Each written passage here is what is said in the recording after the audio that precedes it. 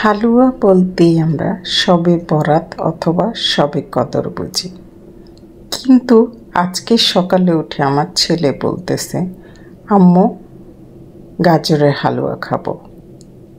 যেই বলা সেই কাজ। দুটো গাজর নিয়েছি, গাজরটাকে কুচি কুচি করে কেটে একটু পানি দিয়ে ব্লেন্ড করে নিচ্ছি। আপনারা দেখতে পাচ্ছেন আমি কিভাবে ব্লেন্ড করছি।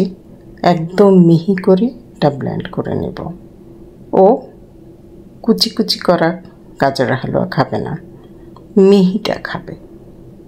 আমি গাজরটা একদম মিহি করে পেস্ট করে নিয়েছি। আমার গাজরের পেস্ট রেডি। ফ্রাই প্যানে ঘি দিয়ে দিলাম, 2 টেবিল চামচ ঘি দিয়েছি। দারুচিনি, তেজপাতা, এলাচ দিয়েছি ফোড়ন তোলার জন্য।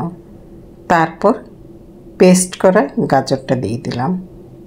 গাজরটা দিয়ে গাজরের পানি শুকানো পর্যন্ত ঘিয়ের উপর আমি ভালো করে ভেজে নেব। হালকা একটু পানি দিয়ে আমি গাজরটা পেস্ট করেছি।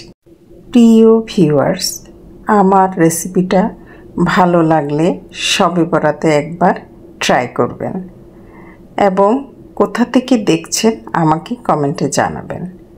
আমি গাজরটাকে ভালো করে ঘিয়ের উপর ভেজে নিচ্ছি, যেন এটা গাজরের গায়ের গন্ধটা চলে যায় এবং পানিটা শুকিয়ে যায়। তারপর দুটো গাজরে আমি 6 টেবিল চামচ চিনি দিয়েছি।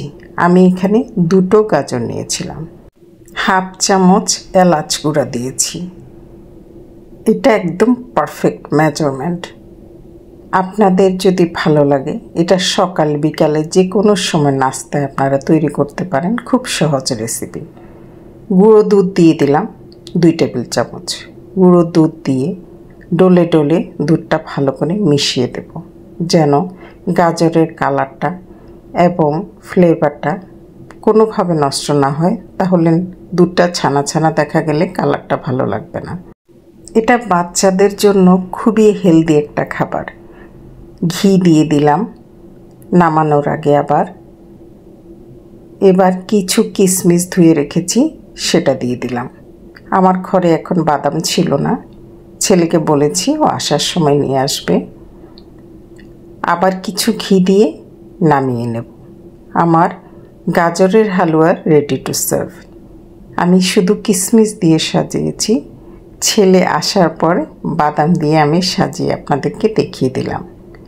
অসম্ভব মজা হয়েছিল, আলহামদুলিল্লাহ। কথা হবে পরের রেসিপি।